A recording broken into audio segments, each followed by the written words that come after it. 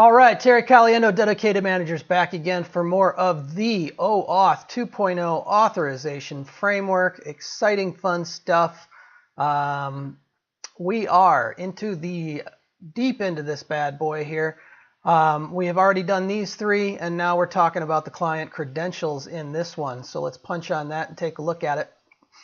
I'm going to read this thing real quick and try and read it real quick and point out where I've seen it used. The client credentials can be used as an authorization grant when the authorization scope is limited to the protected resources under the control of the client. I did that with a voice break there.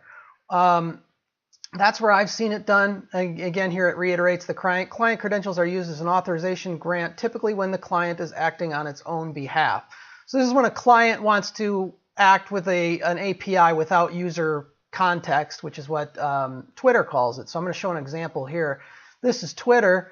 Twitter's APIs to talk to Twitter and get things about Twitter. If you want to, look at somebody's tweets on their timeline or tweet for them, like Hootsuite would do, you need access from the user. But if you're just doing it from an application point of view without user access, say you just wanted to look for, what's trending on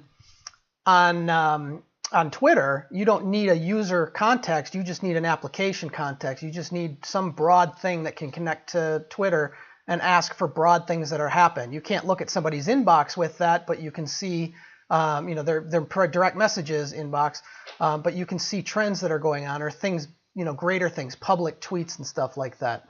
So if we look here, you can see like this is application only authentication. It uses OAuth 2.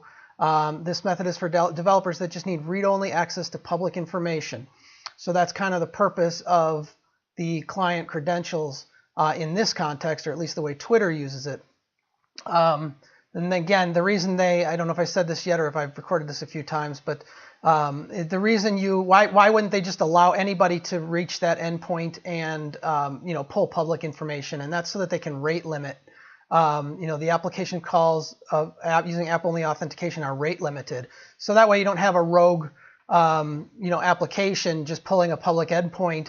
If you force them to authenticate in some way, you can stop them from asking for too many API requests in a given amount of time because they're authenticated. You can stop them. It's not just a public open endpoint like a website is, like a public website endpoint, which would be a endpoint for your browser. It's a little bit of a stretch there.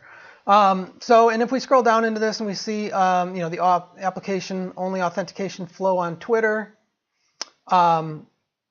we see that the big thing here is to see that Twitter's implementation is based on the client credentials grant flow of the OAuth 2 specification. So if I click on that, I'm literally taken back to this section.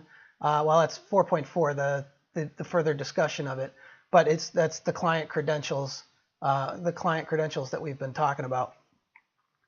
So how do I know that? If we look at something,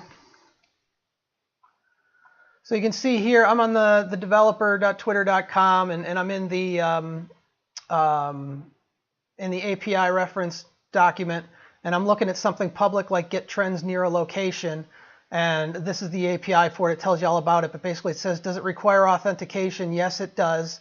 And that's different from something like if I was to send and receive an event, which is basically creating a private message for somebody, you can see that it requires authentication, but in the user context. So this has to have permission from a user. The application itself can't do something like this, because if the application could send a direct message for anybody on Twitter, then you'd have absolute chaos, because anybody could send a message for anybody. So that's where it has to get specific and further extend and authenticate the user. But just to do public stuff like searching for trends or public tweets or something, it can get that. So then the final thing to talk about is, this is the more specific diagram that we'll talk about. Again, this is 4.4, so we'll talk about that when we get later on. But basically, it's pretty simple. The client authenticates with the authorization server, and the authorization server gives an access token. And then that access token can go and get resources from the resource server, which would be Twitter's API, and this would be Twitter's authorization server. So it's very simple there, and we'll talk about it more when we get into that section. But hopefully you get the overview that it's just for something that's to talk about public information. You don't have a user-specific context, at least for the most part, or the ways I've seen it done.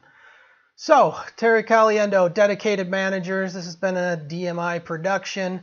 We'll see you in the next video. If you are a fan, if you enjoyed this video, this was a quick one. Probably not going to gain any huge amount of followers on this one.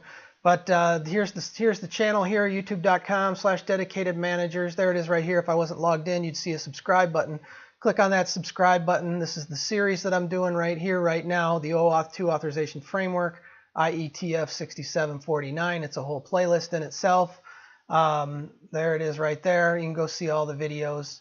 Nope, I don't want to start it. I want to show the full playlist. Oh, YouTube's going nuts on me. There's all the videos right there. So I'm going right through the spec and talking about each spot. So there it is. We'll see you in the next video. Terry Caliendo, Dedicated Manager, signing out. Happy programming.